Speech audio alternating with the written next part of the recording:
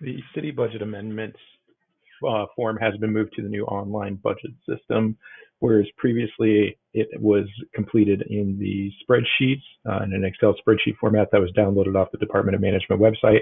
It is now located along with all of the other local government budgets at dom-localgov.iowa.gov. Again, it's dom-localgov.iowa.gov. This is the same place that a city would go to complete their regular budget and to complete their annual financial report. In order to complete a full budget amendment, a city needs to be able to log into the website. And in order to be able to be granted access to that, if you do not already have access to it, you need to contact Ted Nellison at the Iowa Department of Management. It's ted.nellison@iowa.gov. Nellison is spelled Nellesen, or you can contact him at 515-281-3705. Most of you will already have the ability to log in, as if you can log into the AFR, you can log into the budget amendment. We simply do that by going to dom-localgov.iowa.gov and clicking on the login link right here in the top left corner. When I do that, it'll bring me to a login page, at which time I put in my login ID. In this case, I will be using a test ID, but your login ID will be similar. It will end at @Iowa ID. And then you'll have to put in your assigned password in order to be given access to your reports. Once you log in, you'll see the home screen, and amendments will be an option along with budgets and annual financial reports. If this is your first amendment of the year, what you're going to want to do is go to budgets, and then you will see the 2021 or whichever year of city budget that you're looking for. Since we're in fiscal 2021 at time of recording, that's the one that's available to me. Right to the left of the yearly budget that was submitted, there's a blue amend, kind of a blue-green amend button. Once we click on that, it will pop up a message saying, we're about to start a budget amendment. Do you intend to do this? If you do, click OK. If you did it by accident, click cancel. I intend to create one, so I'm going to go ahead and click OK. Once I do that, it will bring me to an amendment form under the amendments menu. So now that I have the amendment form up, I have a couple of options that I can do. I have an instruction button where I can click to get a PDF copy of the instructions. I have an error check and a save button, which I can use to save this. I also have an amend button, but that button does not do anything for you until you've completed this amendment. Once you go to amend your amendment, you can, so once I get this amendment completed, I can come back into it in the online system and click the amend button at the top to create a new amendment off of this amendment if I'm doing more than one in a year. So for this one, we'll work with the City of West Des Moines amendment that was submitted for October of 2020. So I will be walking through this, just using them as an example of what to do. Just like the previous city budget amendments, you only have to fill in the current amendment column. And again, cities have to amend when they're about to go over their budgeted expenditures in any of these expenditures categories: public safety, public works, health and social services, culture and recreation, community and economic development, general government, debt service, capital projects, or business type enterprise activities. So if the city is about to exceed what they had budgeted in any of those expenditure programs, they have to amend before they go over.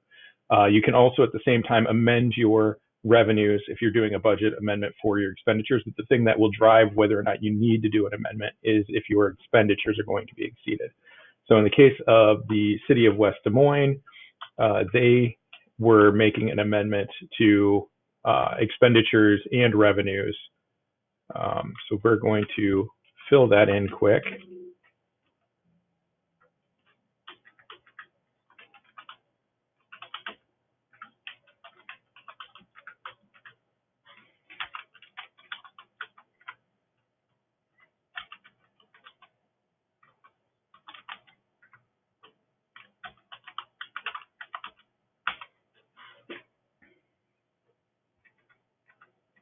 And you just work down the center column and enter only in the blank spaces where you have changes to make. And the amount that you enter in the center column is the amount of change that is necessary. You don't enter the new figure that you want after the change. That'll automatically generate in the right-hand column the total budget after current amendment column. Under the current amendment column, What we're looking to input is just the amount of change that has been, the amount of change that we're planning to make to these figures in order to bring them in line with what we actually need for a budget after the changes. The form does most of the calculating for us to do the heavy math. We just need to tell it what is the change that we're trying to create in this form so that we can see that it accurately creates our ending balance. And down at the bottom, so once we fill in our figures, down at the bottom, we need to put in a explanation of these figures. So once we have our figures put in, we need to put in a quality explanation about why we're making these changes. It doesn't have to be super detailed, but it has to provide enough detail so that a citizen reading in a newspaper can get the gist of what you're attempting to do and decide whether or not they want to come to the meeting to voice support or an objection to that particular amendment that's being made. So once we have this information in, we can go ahead and complete our amendment notice. The system will automatically generate a notice for us. So once I've got all the information in, what I want to do, you can see propose publish doesn't become an option yet until I click save for the first time. Once I click save and it properly saves the budget amendment, then propose publish becomes an option. Before I go to propose publish, though, I want to do a check error, and that just checks it for some mathematical errors that can happen in the form and errors for data that should be there that is not present. As I've put in my explanation and all of my math is good, I do not get any errors, so I can go ahead and proceed to propose publish. So I'm going to go ahead and propose it. The meeting in this case was on the 19th of October, and it was at 5:30 p.m. So I'm going to enter that. It looks like the location was the council chambers of West Des Moines City Hall.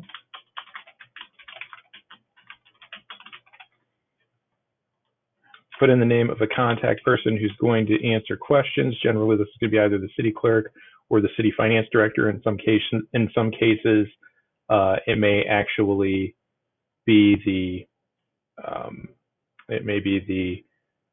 city administrator, just depending on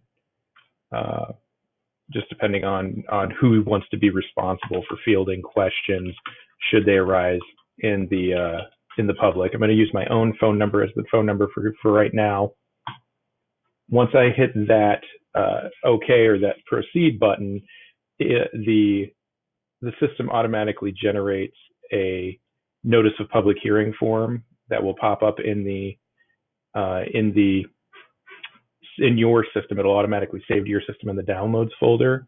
The public hearing form can then be emailed directly to the newspaper publisher as it is a PDF copy ready to go into the newspaper. Once I do that, you can see propose publish is no longer an option. So once I put this in the newspaper for my not less than 10, not more than 28-day notice period ahead of the date of the hearing, I can sit back and wait for the hearing. Once the hearing has been completed, I come in, and if it was approved, I hit the adopt button here at the top. Once I hit the adopt button, I put in the date that the council adopted the budget amendment. In this case, it was the 19th of October. So I enter that as my date. If this field stays red, that means that you put in an adoption date that was before the hearing date, which is not allowed. I have to put in an adoption date that was the hearing date or after, because you can't adopt before you actually do the hearing. Adopting the resolution to approve the amendment comes after you do your public hearing. So I put in the same date of the hearing, 10/19 of 2020, and then I hit adopt. Once I do that, automatically generated is another export to your downloads folder, which will be an adoption notice. And the adoption notice has signature blanks at the bottom where both the responsible party, be it city clerk or city administrator or finance officer signs, and then a space for the mayor to sign.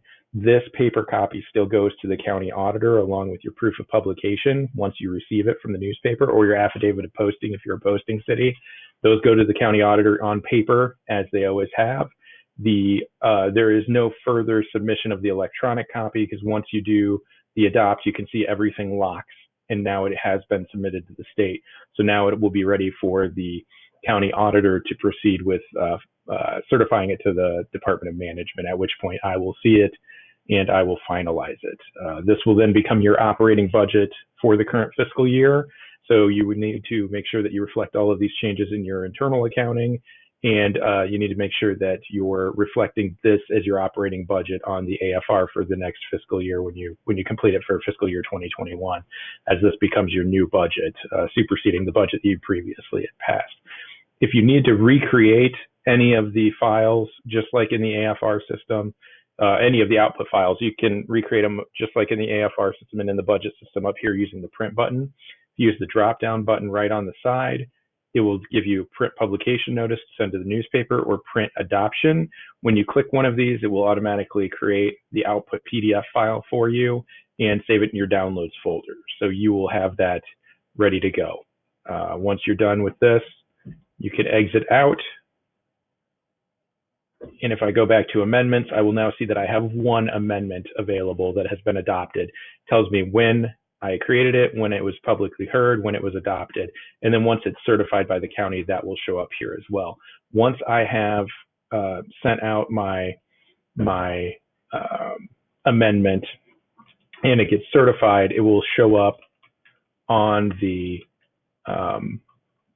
it'll show up on the public website for budgets. There's a budget search right here at dom-localgov.iowa.gov. If I go to budget search and I type in West Des Moines, it will give me all of the West Des Moines budgets. Since that hasn't been certified, I don't see it yet because the county hasn't gone in and certified it. But once it becomes certified, right underneath the original city budget that we used for our amendment, you'll see another amended budget for city come in here, and that will become the operating budget of the city, and this will be where the citizens can come find it.